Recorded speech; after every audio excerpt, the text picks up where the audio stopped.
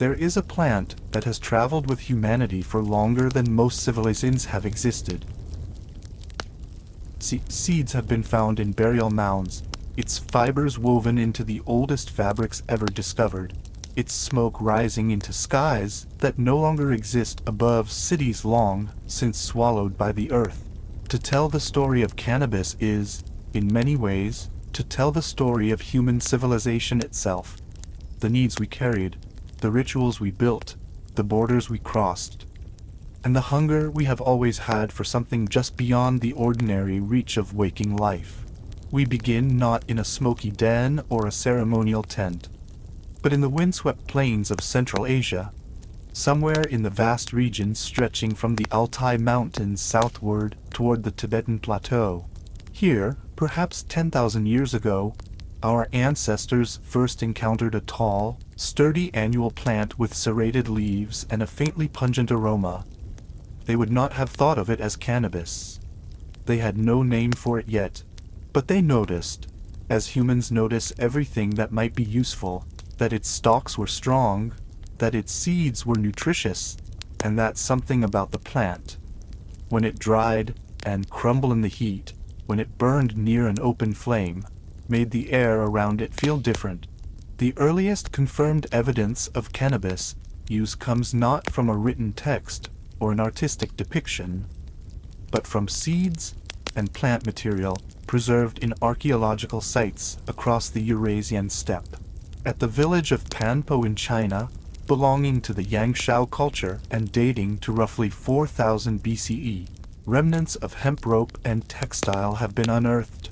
At Neolithic sites across Eastern Europe and the Near East, cannabis seeds appear among the stored goods of early agricultural communities, suggesting that this plant was deliberately cultivated, chosen, tended, and harvested as part of a structured relationship between people and land. What drew these early humans to cannabis was almost certainly practical before it was spiritual. The hemp produces one of the strongest natural fibers known to exist. A rope of braided hemp can bear tremendous weight without fraying. A net woven from hemp thread can hold the largest fish in a river. Clothing made from hemp is coarse but durable, resistant to mold, long-lasting through seasons of hard use. For communities that depended on everything they could make by hand, this was an extraordinary resource, and so they planted it, grew it in fields beside their settlements, and learned its rhythms for generations. But humanity has never been content with the merely practical. Somewhere along the long road of early use, someone noticed something more. Perhaps it was a farmer burning the dried stalks of a harvested plant at the end of a growing season. Perhaps it was a healer experimenting with smoke in a confined space. Perhaps it was a cold night and a burning field, and the simple fact of breathing. Whatever the moment was, it was real, and it changed everything.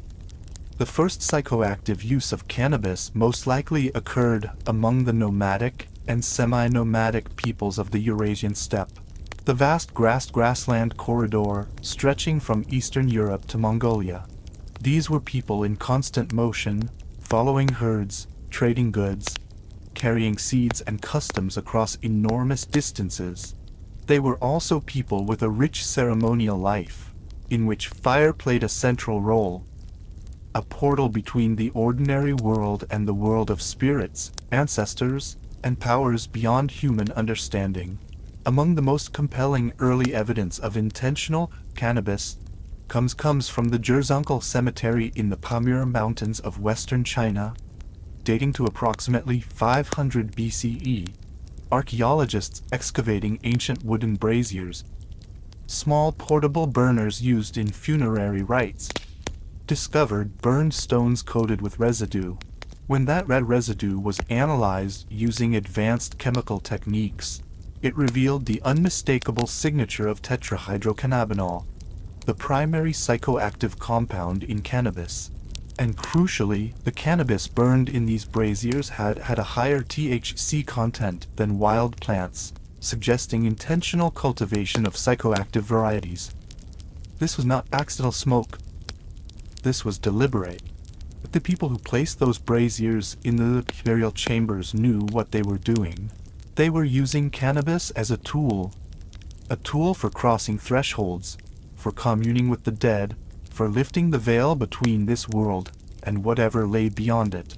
The Yamnaya people, who swept westward out of the Pontic steppe around 3000 BCE, are now understood to be among the most consequential migratory populations in human prehistory. They brought with them horses, wheels, Proto-Indo-European language roots, and cannabis. As they moved into Europe and Central Asia, they carried the plant with them. Cannabis seeds and pollen appear in European archaeological sites in numbers that increase sharply around the time of Yamnaya expansion, a pattern too consistent to be coincidental. These were not quiet farmers. They were mobile, aggressive, curious, deeply ceremonial people. Their burial mounds, the great kurgans that still dot the steppes of Ukraine and Kazakhstan, contain horses and weapons and grave goods that speak of a worldview in which power, spirit, and the forces of nature were intimately intertwined. Among the materials associated with these burials are hemp seeds and traces of hemp burning, and this is where the story begins to feel merely ancient, but deeply human. Move southward and eastward from the Pontic steppe. Following the long migration of Indo-Aryan peoples into the Indian subcontinent, and you arrive in a world where cannabis was not merely used. It was sacred. It was divine. It was woven into the very fabric of creation mythology.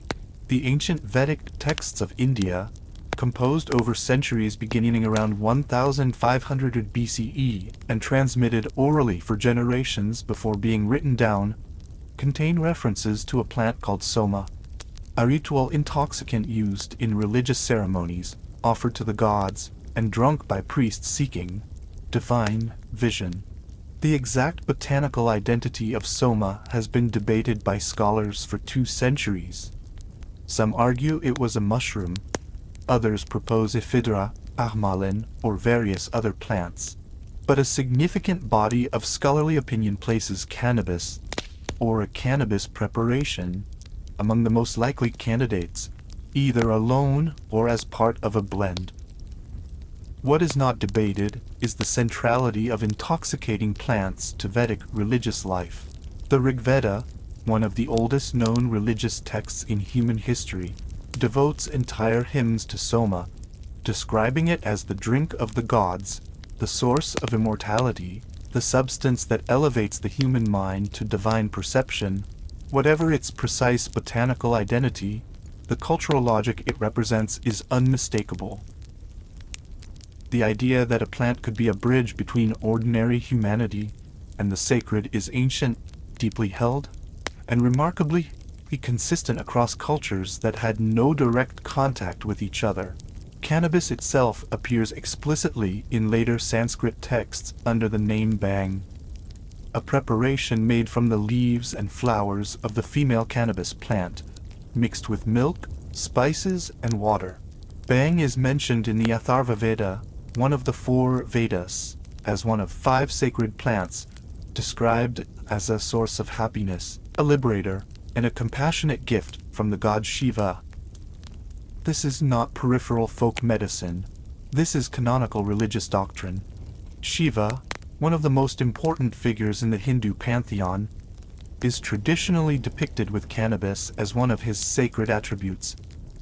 The great ascetic who sits in meditation on Mount Kailash, his blue throat marked by the poison he swallowed to save the world, his matted hair crowned with the crescent moon, and at his side the herb helps the seeker dissolve the boundaries of the self.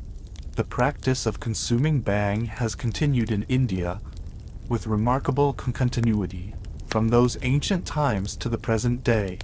At the festival of Holi and at Shivaratri, the night sacred to Shiva, bhang is prepared and consumed communally across India, a living thread connecting the modern world to practices that may be 3,000 years old or more. There is something quietly extraordinary about that continuity.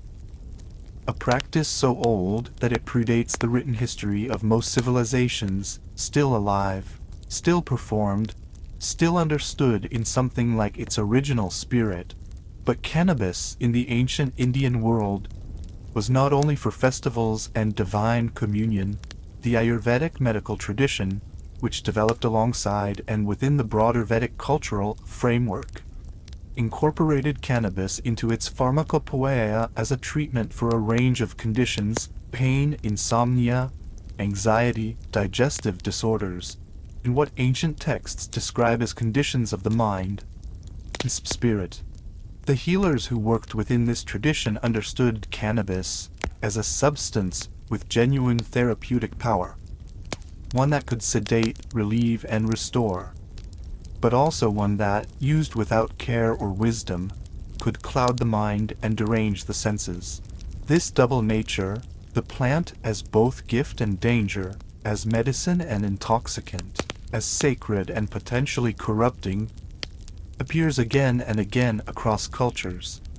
It is not a modern observation. The people who first used cannabis understood it, struggled with it, and built elaborate cultural systems to manage it, channel it, and give it meaning. The Greek historian Herodotus, writing in the 5th century BCE, traveled widely and asked questions constantly. He was fascinated by the peoples who lived beyond the edges of the Greek world: the Egyptians, the Persians, the Lydians, and the mysterious nomadic warriors of the great northern steppe, the Scythians. In his great work of history, Herodotus recorded a practice among the Scythians that has remained one of the most remarkable passages in all of ancient literature. He described how, after a burial, Scythian men would construct a small tent-like structure by bending poles and covering them with felt or wool. Inside this structure, they would place a metal brazier and throw hemp seeds, and by implication, the resinous flowers of the female plant, onto the heated stones. The steam and smoke that rose from the burning cannabis filled the enclosed space, and the men within would cry out in joy, Herodotus wrote, with a pleasure he found difficult to fully explain to his Greek readers. This is one of the earliest detailed written accounts of deliberate cannabis smoking, or more precisely, cannabis vapor bathing, in the ancient world. And it is not merely a traveler's curiosity. The Jerzunkel braziers discovered by modern archaeologists confirm that this practice was real, not invented by Herodotus or exaggerated for effect. The Scythians used cannabis in ritual contexts associated with death and the passage between worlds, a purpose consistent with what we know of steppe religious practice more broadly. The Scythians were one of the most powerful and feared peoples of the ancient world. Greek cities paid them tribute. Persian emperors tried and failed to conquer them. They were expert horsemen, brilliant archers, and sophisticated metallurgists. Their golden artifacts rank among the greatest treasures of the ancient world. They were also deeply spiritual people, with a complex cosmology in which shamans played a central role as mediators between the human and spirit worlds. Shamanism, the practice of trained individuals entering altered states of consciousness to travel between worlds, communicate with spirits, diagnose illness, and ensure the well-being of the community, is one of the oldest documented religious practices in human history. Archaeological evidence suggests it extends back at least 40,000 years, and in many shamanic traditions across Siberia, Central Asia, and the Americas, psychoactive plants have served as vehicles for these journeys. Cannabis may have been one of the earliest such plants used in the Eurasian shamanic context. The pattern of high-altitude cultivation, deliberate selection for higher potency, and use in enclosed smoke-filled spaces that appears at Jerzunkel strongly suggests intentional ritual use, not accidental exposure. The people doing this were not naive. They were practitioners with sophisticated knowledge of the plant's effects and deliberate methods for achieving them. From the Scythian heartland, cannabis knowledge and use spread in multiple directions, westward into the Greek and later the Roman world, southward into the Persian Empire, eastward into China. Each culture received this knowledge and shaped it according to its own values, needs, and existing frameworks of meaning. In China, the historical record of cannabis use is ancient and complex. The legendary Emperor Shen Nong, said to have lived around 2700 BCE, is credited in Chinese tradition with compiling the first pharmacopoeia, a collection of medicinal knowledge, and cannabis appears among its entries. Archaeological discoveries in China have added dramatic confirmation to this picture. In the Turpan Basin in Xinjiang, in a grave dating to roughly 700 BCE, researchers discovered a remarkable cache of nearly a kilogram of cannabis, placed with care beside the body of a man who may have been a shaman or healer. The cannabis had been prepared, sorted, possibly processed, in a way that suggests it was not merely a raw agricultural product, but a deliberately assembled ritual substance. The Persian Empire, which at its height stretched from Egypt to India, was a crossroads of the ancient world, a place where knowledge, goods, and practices flowed in multiple directions. Cannabis entered this world from multiple vectors. From the steppe nomads to the north, from the Indian subcontinent to the east, from trade routes that connected civilizations across enormous distances. The Zoroastrian tradition had its own complex relationship with psychoactive plants. The Halma ritual, cognate with the Indian Soma ceremony, involved a sacred drink consumed by priests in religious ceremonies. The precise botany of Halma is as debated as that of Soma, but the cultural role is clear. This was a substance that elevated the mind toward the divine, and its use was a matter of priestly expertise, ritual protocol, and sacred knowledge. In what is now Israel and the Palestinian territories, a remarkable discovery was made in 2020 at the ancient site of Tel Arad, an Iron Age sanctuary dating to roughly 750 BCE. Archaeologists found, on the altars of this temple, residue that analysis revealed to be cannabis, along with frankincense and other aromatic materials. This was cannabis burned as an offering in a Jewish temple, in a ritual context, as part of the religious practice of ancient Israel. The implications of this discovery ripple outward in multiple directions.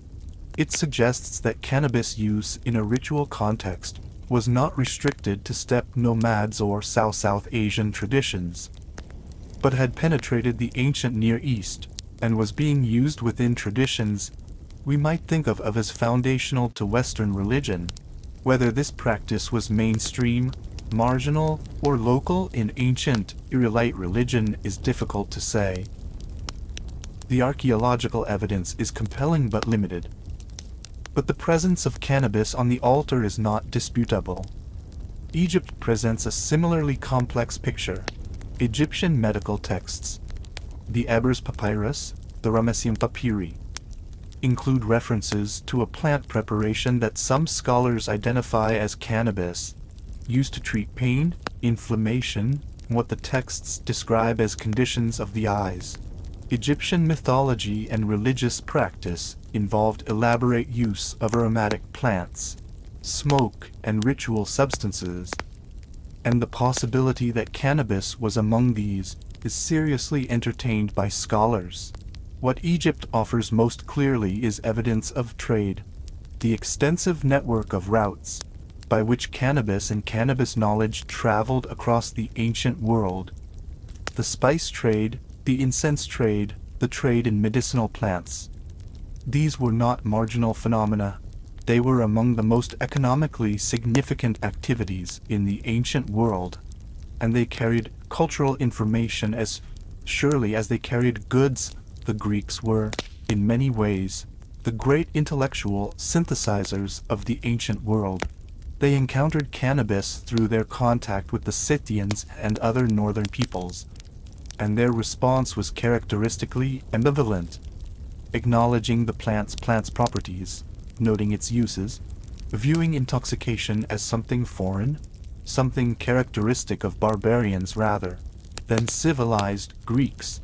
Yet cannabis appears in Greek medical literature.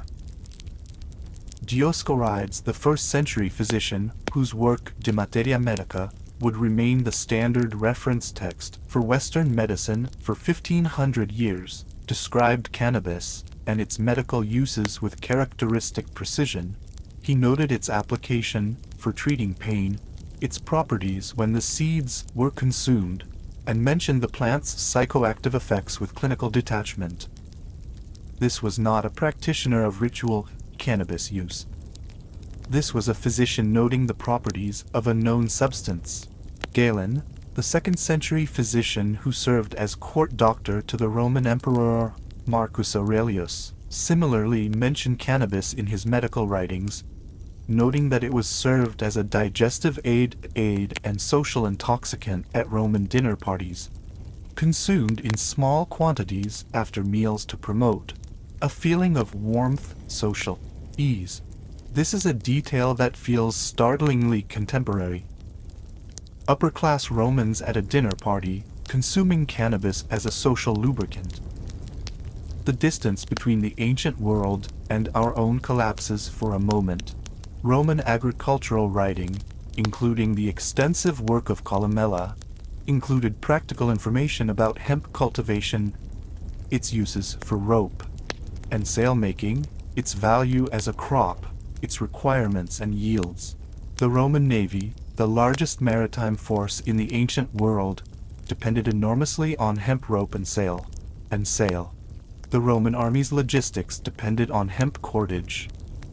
This was an economically critical crop, and its cultivation was sophisticated and widespread. As the Roman Empire expanded eastward and absorbed the eastern Mediterranean, it encountered cannabis in new contexts.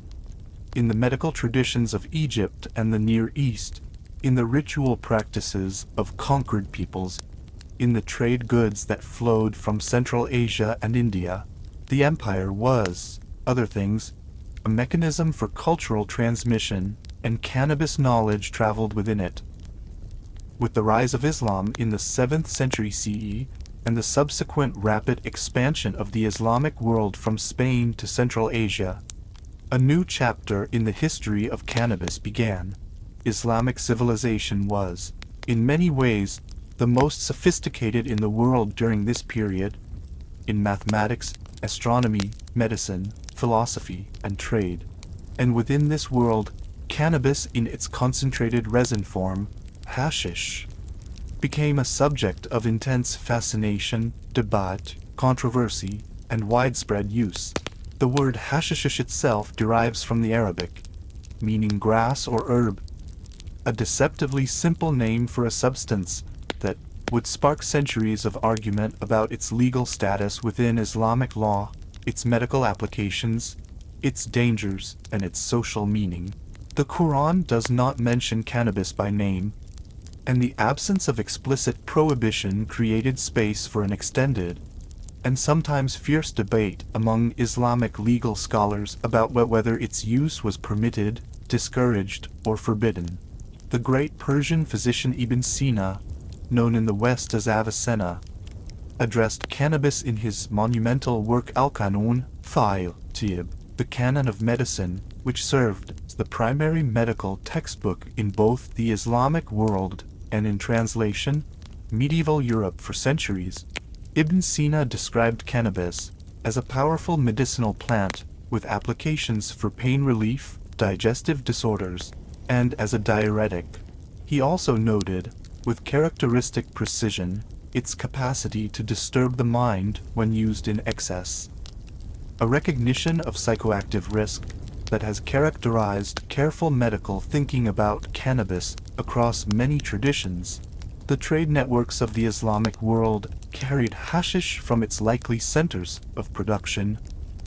probably the mountainous regions of Central Asia, Afghanistan, and what is now northern India, westward to North Africa and eastward to the Persian Gulf and beyond, hashish became particularly associated with Sufi mysticism, the inner, contemplative tradition within Islam that sought direct experience of the divine through music, poetry, meditation, and, in some communities, altered states of consciousness. Sufi poets of extraordinary power, Rumi, Hafez, Omar Khayyam, wrote of wine and intoxication in ways that scholars have long debated.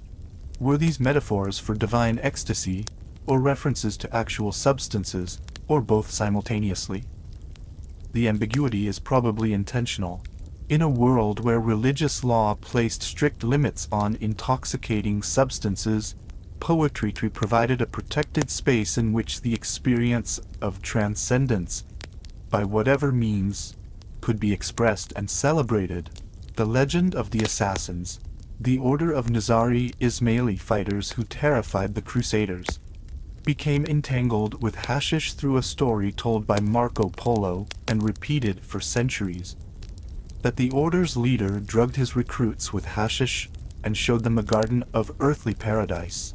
Modern scholarship has found no reliable evidence for this story, and most historians consider it largely fictional.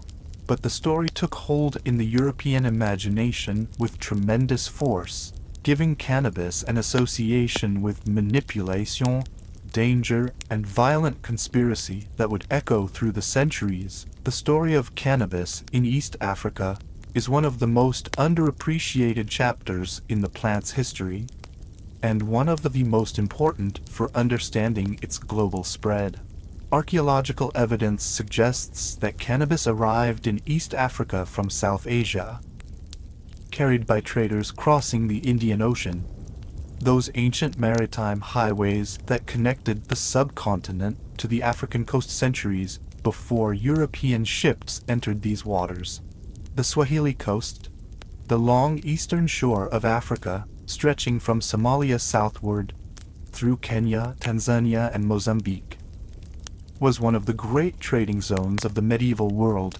Arab, Indian, and Malagasy traders met here in port cities of remarkable sophistication: Kilwa, Mombasa, Malindi, Zanzibar.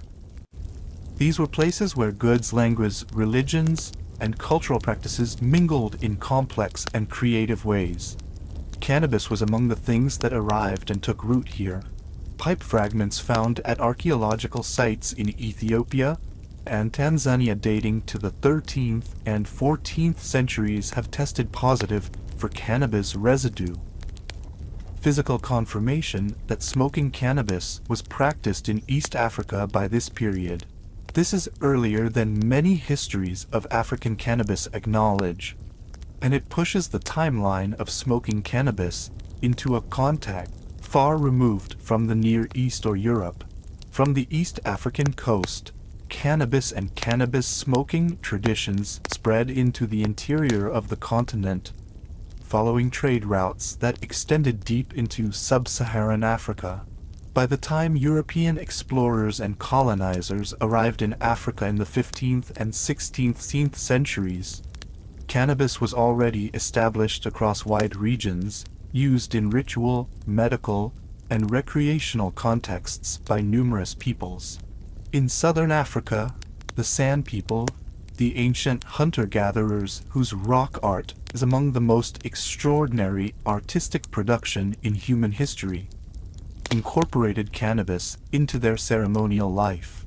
Among certain Bantu-speaking peoples of Central and Southern Africa, cannabis played a role in initiation ceremonies, healing rituals, and community gatherings. Pipes of extraordinary diversity, some simple clay bowls, others elaborate water pipes using gourds, developed independently across the continent, reflecting the depth of engagement with the practice of smoking. Return now to India, where the relationship between humanity and cannabis has been the most sustained, the most varied, and the most culturally elaborated anywhere in the world. We have already encountered Bhang, the the drink consumed at festivals and associated with Shiva. But the Indian tradition also gave the world two other forms of cannabis, would spread globally and shape the modern understanding of the plant. Ganja, the word that entered the English language through Hindi, refers to the dried flowers of the female cannabis plant.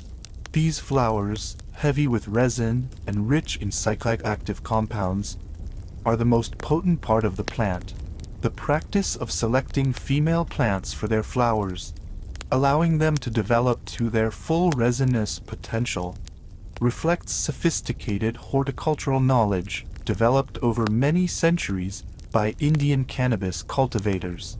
Karas, hand-pressed cannabis resin, is perhaps the oldest form of concentrated cannabis, made by rubbing the live flowering tops of cannabis plants between the palms until the sticky resin accumulates. Karas is produced by hand in the mountain regions of India, Nepal, and Afghanistan to this day, using techniques that have not fundamentally changed in thousands of years. In the valleys of the Kulu and Parvati in the Indian Himalayas, in the high passes of Kashmir, charas has been made by hand for generations, each cultivator developing their own technique and feel for the plant. The cultural geography of cannabis in India is enormously complex. Different regions had different traditions, different preparations, different ritual contexts.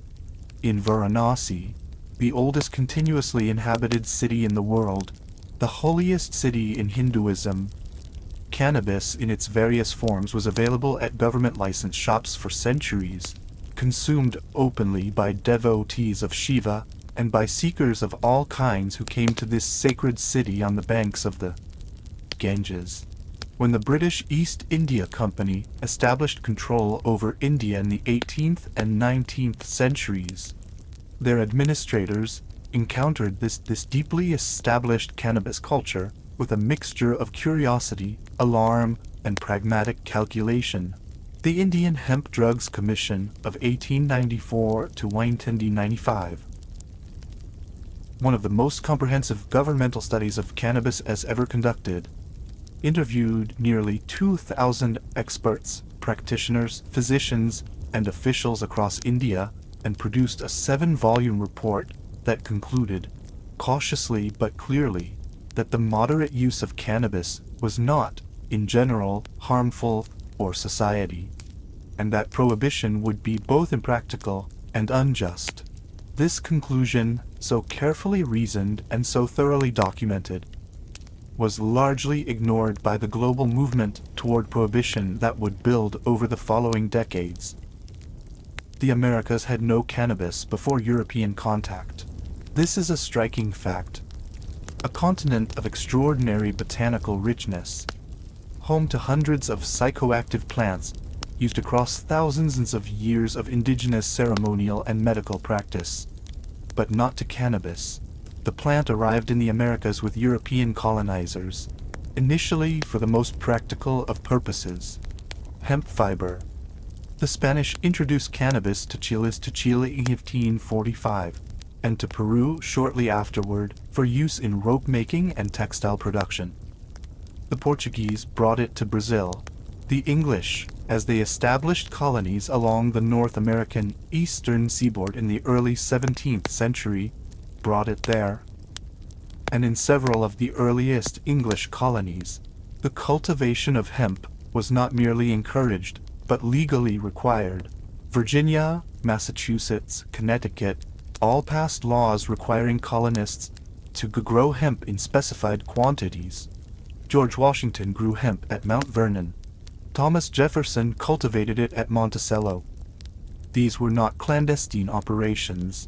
Hemp farming was an ordinary agricultural activity, as unremarkable as growing wheat or corn. The fiber was the point. The psychoactive properties of cannabis were known but not the focus of colonial hemp cultivation. In the Caribbean, however, a different tradition was taking shape. The plantation system that drove Caribbean agriculture depended on enslaved African labor. And enslaved Africans brought with them knowledge of cannabis use from West and Central Africa. In Jamaica, in Trinidad, in Brazil, cannabis, known in the Caribbean as ganja, became embedded in the lives of African-descended communities in ways that blended African tradition and new social circumstances. When Indian indentured laborers were brought to the Caribbean after the abolition of slavery in the 19th century, they brought with them their own ganja traditions.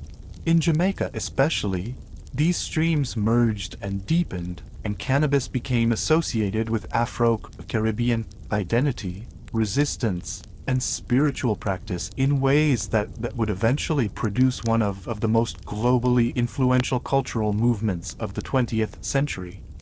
Rastafari. In Mexico, cannabis arrived with Spanish colonizers and took root in folk medical practice. By the 19th century, cannabis, called marijuana, was in use among the rural poor as a painkiller, a relaxant, and a social drug. Mexican soldiers of the Revolutionary period smoked cannabis, and it was associated with the working class and with the underside of society as seen through the eyes of the Mexican elite. The United States, sharing a long border with Mexico and experiencing waves of Mexican immigration in the early 20th century, encountered cannabis through this cultural lens, an association that would prove fatally effective in the effort to prohibit the substance. The 19th century brought cannabis into the realm of Western scientific medicine, and for several decades its prospects looked promising. Western physicians began studying cannabis systematically in the 1840s, largely through the pioneering work of William Brooke O'Shaughnessy, an Irish physician serving with the British East India Company in Calcutta. O'Shaughnessy conducted extensive clinical experiments with cannabis preparations, on animals first, then on human patients, and reported remarkable results in the treatment of pain, muscle spasm, convulsions, and conditions of rheumatism and tetanus. His 843 paper on cannabis preparations caused a sensation in the British and American medical communities. Cannabis tinctures, preparations of cannabis dissolved in alcohol, began appearing in Western pharmacopoeias and were sold openly by pharmacists. Cannabis was listed in the United States Pharmacopoeia from 851 onward. Victorian medicine used it to treat migraine, menstrual pain, insomnia, anxiety, and a range of other conditions. For several decades, cannabis occupied a respected position in Western pharmaceutical practice, but cannabis preparations were notoriously inconsistent. The potency of different batches varied enormously, and it was impossible to determine the active dose with any precision, as synthetic compounds, aspirin, barbiturates, eventually opioids, offered more predictable and measurable effects. Cannabis fell out of favor as a pharmaceutical product. At the same time, recreational and social cannabis use was becoming visible in ways that triggered anxiety in certain quarters of American society. Jazz musicians in New Orleans and other cities smoked cannabis. It was called reefer or tea, and it was part of the social world of Black American music in the early 20th century. White audience encountering this music and this culture were sometimes fascinated and sometimes alarmed. The campaign to prohibit cannabis in the United States is inseparable from the racial politics of the early 20th century. Harry Anslinger, who became commissioner of the Federal Bureau of Narcotics in 1930 and would dominate American drug policy for 3 decades, made the connection between cannabis and Black and Latino communities explicit and deliberate. He associated cannabis use with jazz music, with racial mixing with crime, and he used these associations to build political support for prohibition. The Marijuana Tax Act of 1937 effectively prohibited cannabis use and cultivation in the United States without technically banning it outright, instead imposing a tax structure that made legal use practically impossible. The American Medical Association testified against the act, noting that cannabis had recognized medical applications and that the evidence of harm was insufficient to justify prohibition. Their objection was overridden. In the decades that followed, the United States used its diplomatic and economic power to push cannabis prohibition onto the international agenda. The Single Convention on Narcotic Drugs of 1961, a United Nations treaty that effectively obligated signatory nations to prohibit cannabis, institutionalized this approach globally. For much of the 20th century, cannabis was legally prohibited in most of the world. Millennials compressed into the status of a dangerous controlled substance. During World War II, the United States government briefly reversed course on hemp, urging American farmers to grow it for the war effort, the same rope and fabric that had supplied navies and armies since antiquity. After the war, hemp farming returned to illegality. In the 1950s, cannabis use remained largely underground in the United States, associated with jazz culture, with bohemian literary circles, with the Beat Generation writers who moved through the margins of American society. Jack Kerouac described it. Allen Ginsberg championed it. William S. Burroughs analyzed it.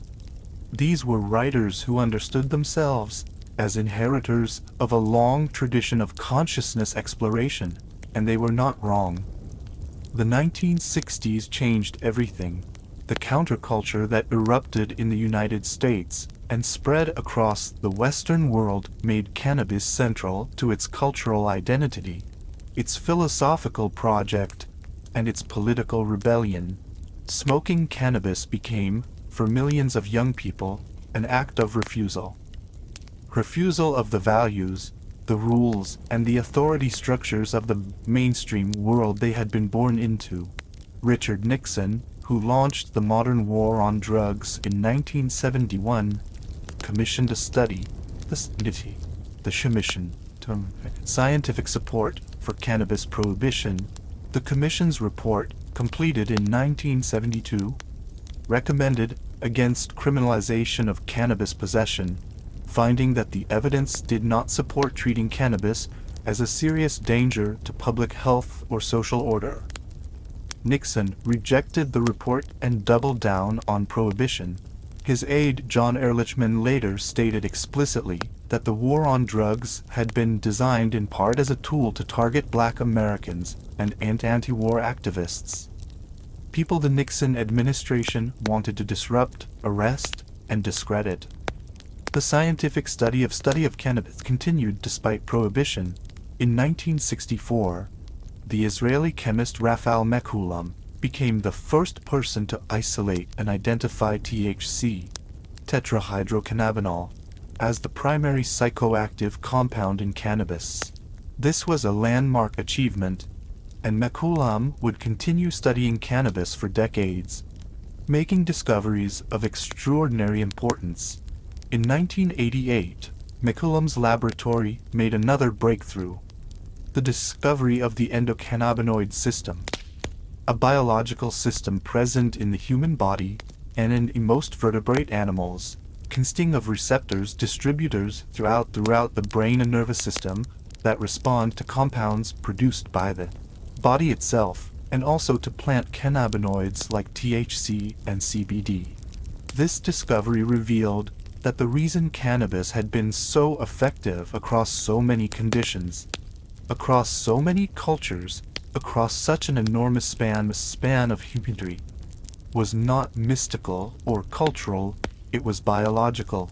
The human body contains a system specifically designed to receive and respond to cannabinoids.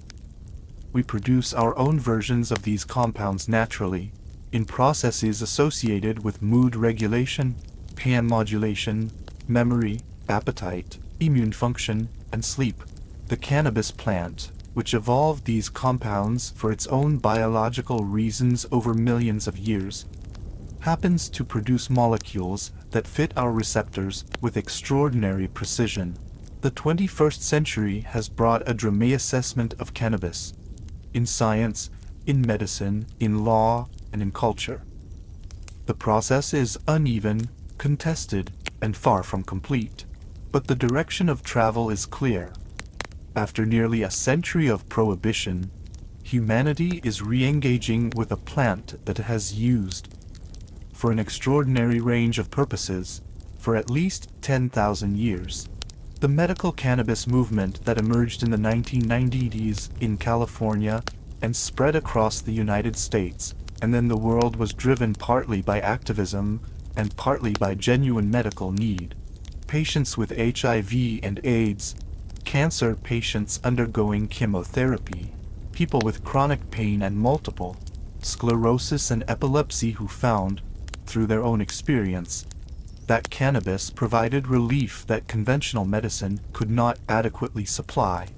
Their testimony, often dismissed initially as special pleading, was eventually confirmed by a growing body of clinical evidence.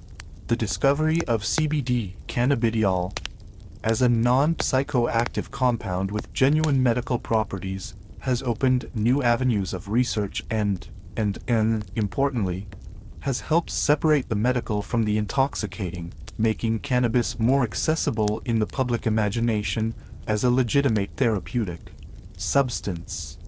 The use of CBD-derived preparations for childhood epilepsy has been particularly compelling. Parents watching their children's seizures dramatically reduced by a compound derived from cannabis have been powerful advocates for a more nuanced and evidence-based approach to the plant. Uruguay became the first country in the world to fully legalize adult recreational cannabis use in 2013. Canada followed in 2018. Numerous American states, beginning with Colorado and Washington in 2012, have legalized recreational use, creating legal markets that have generated billions of dollars in tax revenue and eliminated criminal penalties for millions of people. At the same time, the human costs of prohibition have come into sharper focus. The war on drugs has resulted in the incarceration of millions of people, disproportionately Black and Latino Americans, for offenses that, in many jurisdictions, are now legal or decriminalized. The racial disparities in cannabis enforcement have been documented extensively and are stark. Despite similar rates of cannabis use across racial groups, Black Americans are significantly more likely to be arrested for cannabis possession. This is not a coincidence. It is the continuation of a pattern that began with Harry Anslinger and was built into the structure of prohibition from the beginning. The work of expunging criminal records, of releasing people incarcerated for cannabis offenses, of directing some of the revenue from legal cannabis markets toward communities devastated by the war on drugs. This work is beginning in fits and starts, and it is much a part of the modern cannabis story as the science of the endocannabinoid system or the expansion of legal markets. We began in Central Asia 10,000 years ago with an encounter between our ancestors and a plant they did not yet have a name for. We have traveled across continents and millennia, through burial mounds and royal courts, through sacred temples and scientific laboratories, through the smoke of shamans and the political battles of modern legislatures. What emerges from this long journey is something that might be called a relationship, old, complex, deeply human, and not easily resolved into simple narratives of danger or safety, of sacred or profane, of ancient wisdom or modern risk. Cannabis is not a miracle. It is not a demon. It is a plant that humans and nature have been in conversation with for a very long time, and that conversation is still ongoing. The people who burned cannabis in the high mountain passes of the Pamirs 2,500 years ago were not very different from us. They felt pain and loss and wonder. They sought connection with something beyond the ordinary. They built rituals to give meaning to the most overwhelming experiences of human life: death, birth, love, the terror of the unknown. And they found, as humans have so often found, that the natural world offered them tools for this work. Imperfect tools, complex tools, tools that demanded wisdom and respect and careful use. The endocannabinoid system, those receptors in our brains and bodies waiting for compounds that the cannabis plant produces. Perhaps the deepest statement of all about the nature of this relationship. We are, in some sense, built for this encounter. The plant and the human animal have been evolving together, in proximity and interaction for longer than recorded history can trace. The smoke rises, as it has risen across 1,000 years of human history. The seeds are planted, the harvest comes, and the long, complicated, remarkable story of cannabis and its people continues, not toward a conclusion, but toward whatever comes next in a relationship that is, by any measure, one of the oldest and most enduring that humanity has ever formed with the natural world. Sleep now. Let the ancient story settle around you. The mountains are old. The plants have been here longer than the languages we use to name them, and somewhere in the turning of the world, in the long rhythm of history, humanity keeps asking the same questions it has always asked, about consciousness, about healing, about the borders of the ordinary and the reach of the possible. The answer, as it has always been, is still being written